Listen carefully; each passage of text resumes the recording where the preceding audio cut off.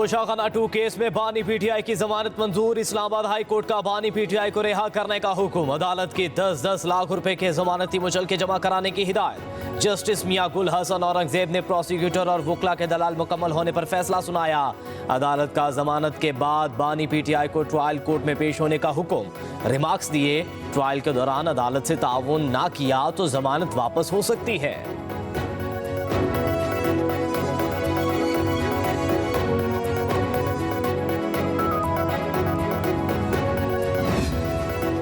पिछली हुकूमत तोशाखाना की तफसीलात नहीं बताती थी। हम पूछते थे तो तोशाखाना की तफसीलात छुपाई जाती थी। तोशाखाना 2 केस में जस्टिस मियां गुल हसन औरंगजेब के रिमार्क्स। कहा, हाई कोर्ट में साबिक हुकूमत का मौक़िफ़ था, तोशाखाना का केस किसी को पता नहीं होना चाहिए। FIA प्रोसिक्यूटर ने कहा, अदालत जो भी फैसला करे, लेकिन मीडिया में पहले से है कि जमानत हो जाएगी। जस्टिस मियां गुल हसन औरंगजेब ने रिमार्क्स दिए, क्या मैं सहाफ़ियों को कमरा अदालत से निकाल दूँ? अगर मीडिया सनसनी नहीं फैलाएगा तो उनका कारोबार कैसे चलेगा? अदालत ने इस्तफसार किया, ज्वेलरी सेट का तखमीना कैसे लगाया गया? चालान में रसीद बुशरा बीबी की है या बानी पीटीआई की? इस्लामाबाद पुलिस ने क्या मुकदमा बनाया? बैरिस्टर सलमान सफदर ने कहा कि चालान में रसीद बुशरा बीबी के नाम पर है। जस्टिस मियां गुल हसन औरंगजेब ने पूछा, बानी पीटीआई को कैसे फायदा हुआ? FIA के तफ्तीशी अफसर ने बताया कि जब बीवी को फायदा मिला तो शोहर का भी फायदा हुआ। जस्टिस गुल हसन औरंगजेब ने जवाब दिया, मेरी बीवी की चीजें मेरी नहीं है, हम पता नहीं किस दुनिया में है।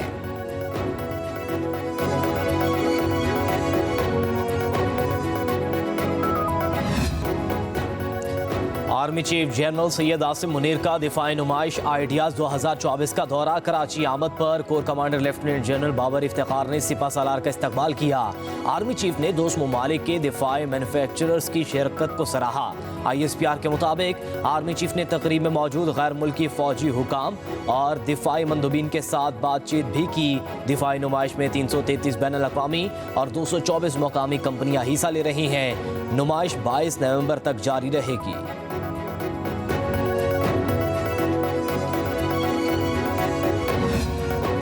वज़ीर-ए-आला KP की अडयाला जेल में बानी पीटीआई से मुलाकात। 24 नवंबर को एहतजाज और हुकूमत के साथ मुज़ाकरात पर मुशावरत हुई। PTI के हुकूमती शख्सियात से पसे पर्दा राब्ते। 3 रुकनी वफ़द की स्पीकर कौमी असम्बली से मुलाकात।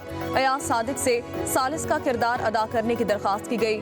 मुज़ाकरात के लिए आला सतह की पार्लिमानी कमेटी की तजवीज़ दी गई। स्पीकर अयाज सादिक ने कहा, आप पहले अपनी क़यादत से इजाज़त लें, हम पार्लियामेंट के फोरम से बातचीत पर तैयार हैं। वज़ीर-ए-आला अली अमीन गंडापुर ने भी पार्टी के सीनियर रहनुमाओं को एपेक्स कमेटी के फैसलों से आगाह किया है। एहतजाज और एस्टैब्लिशमेंट से मुज़ाकरात के बारे भी एतमाद में लिया गया।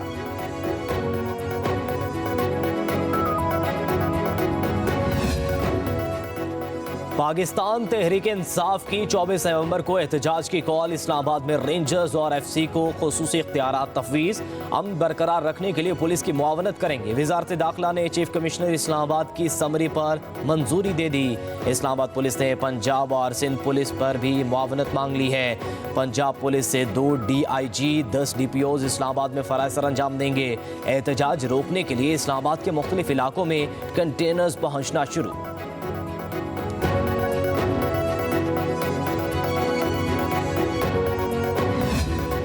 बानी PTI के खिलाफ झूठे केसेस की सच्चाई सामने आ रही है। किसी केस के फैसले के बाद जजेस को खतूत लिखने पड़ते हैं। मरकजी सेक्रेटरी इत्तलाफ PTI शेख वकास की प्रेस कॉन्फ्रेंस। कहा, 24 नवंबर को एहतजाज जरूर होगा। कारकुनान को गिरफ्तार किया जा रहा है। लोगों ने खौफ के बुत तोड़ दिए। कहा, बीवी का अपने शौहर की रिहाई के लिए एहतजाज करना सियासत नहीं है।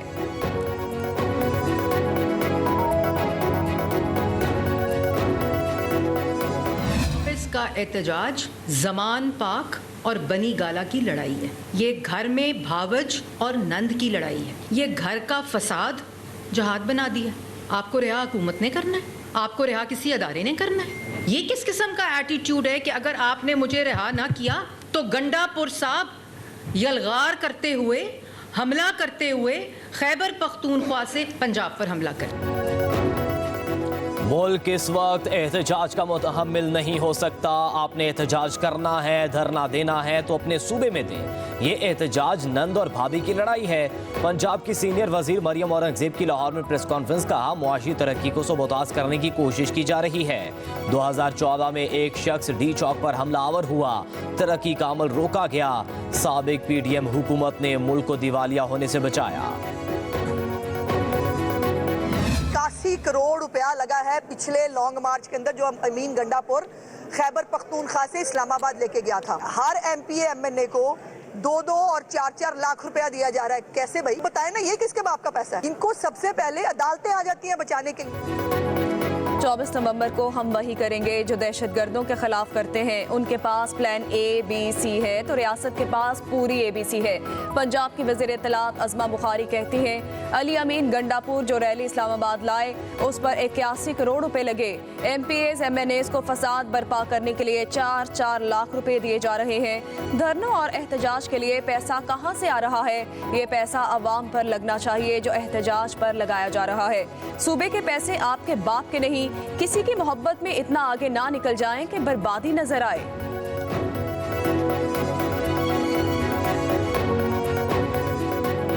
कुछ लोगों ने, वो बीमार ज़हन लोगों ने अपने मुफाद के लिए लोगों को वो गलत चीज़ हाथ में दे दिए।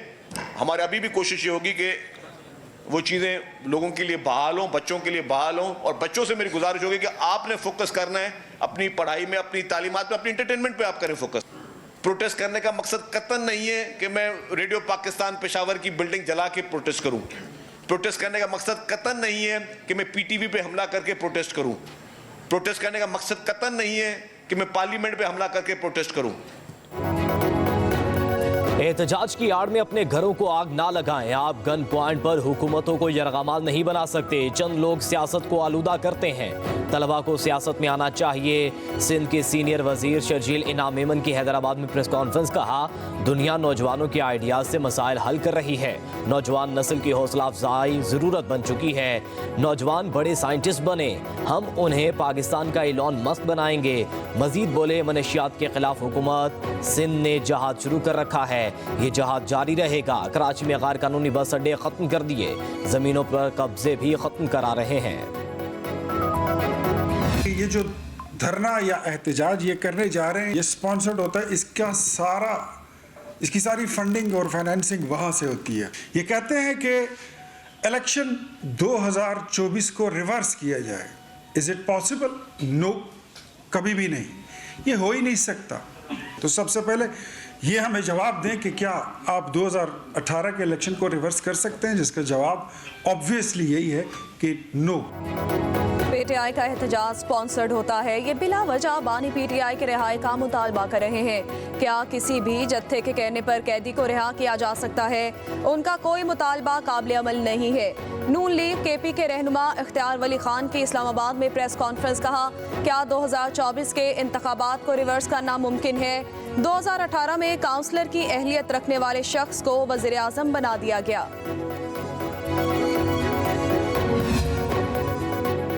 चेयरमैन पीपल्स पार्टी बिलावल भुट्टो की वफाकी हुकूमत से तहफ़्फ़ुज़ात। हुकूमत के साथ मामलात उठाने के लिए कमेटी तश्कील दे दी।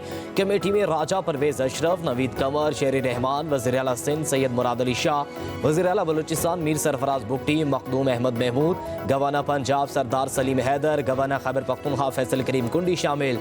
कमेटी रावतों के बाद रिपोर्ट पार्टी की सेंट्रल एग्जीक्यूटिव कमेटी के इजलास में पेश करेगी।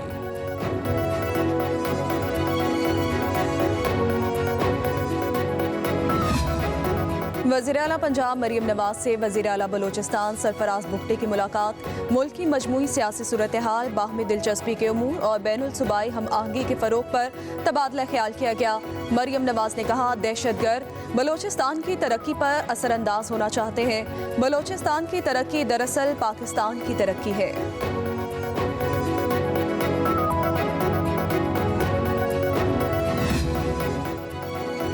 VPN को गैर शरई या नाजायज नहीं कहा। जारी करदा बयान में टाइपिंग की गलती हुई। अल्लामा रागिब नईमी की वजाहत। मीडिया से गुफ्तगू करते हुए कहा, इस्लामी नजरियाती कौंसिल का काम करने का खास तरीका है। सोशल मीडिया ख्यालात और इजहार राय का मुअस्सर जरिया है। सोशल मीडिया को फिरका वारियत या तौहीन मजहब के लिए इस्तेमाल नहीं किया जाना चाहिए।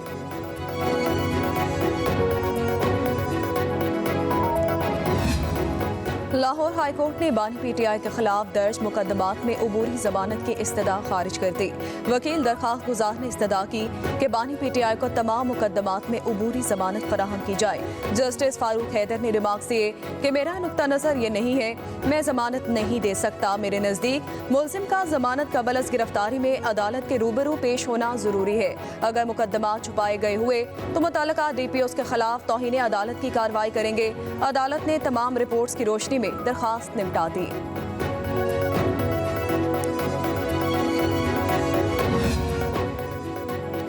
तौहीन इलेक्शन कमीशन केस में PTI रहनुमा फवाद चौधरी ने मुआफ़ी मांग ली। मुआफ़ी नामा भी जमा करा दिया। मेंबर खैबर पख्तूनख्वा ने कहा, आज तो इस केस में चार्ज फ्रेम करना है। फवाद चौधरी बोले, सर मुआफ़ी तलाफी कर दें। मेंबर कमीशन बोले, आप बाहर जाकर वही बात कर रहे हैं या फ़र्क पड़ गया। फवाद चौधरी ने कहा, आप औरों की बातें भूल जाते हैं, मेरी याद रखते हैं।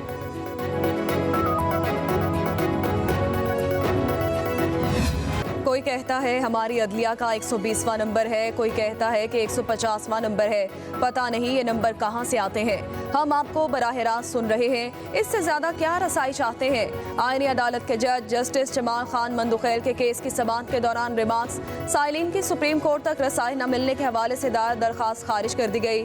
आईनी बेंच ने तमाम सरकारी अहदेदारों को बरतरफ करने से मुतालिक दरखास्त भी मुस्तरद कर दी है।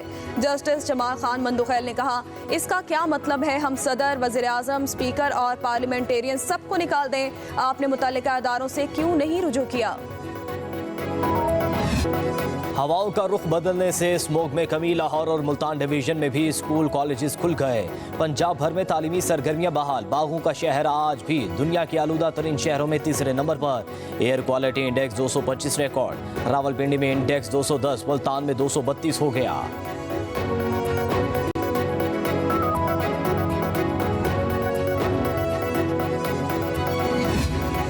लाहौर हाईकोर्ट ने पंजाब में पूरा साल मार्केटें रात 8 बजे बंद करने की तजवीज़ दे दी है। धुआं छोड़ने वाली गाड़ियों को फौरी बंद करने का हुक्म। स्मोक कंट्रोल करने पर काम सिर्फ लाहौर और मुल्तान में नहीं बल्कि पूरे पंजाब में करें। यहाँ माफिया काम कर रहा है। जस्टिस शाहिद करीम के रिमार्क्स, कहा, गाड़ियों को जुर्माना बढ़ाना होगा, कानून साजी करना होगी। 1 जनवरी तक तमाम स्कूल अपनी बसों का इंतजाम करें। अमल दरामद न करने वाले स्कूल सील कर दिए जाएंगे। जिस जिला में फसलों की बाकियात को आग लगाई गई वहाँ के DC को ट्रांसफर करें। लाहौर हाई कोर्ट की आलूदगी कंट्रोल करने के पंजाब हुकूमत के इकदामात की तारीफ। एडवोकेट जनरल पंजाब ने स्मोक कंट्रोल करने के लिए इकदामात की रिपोर्ट अदालत में पेश कर दी।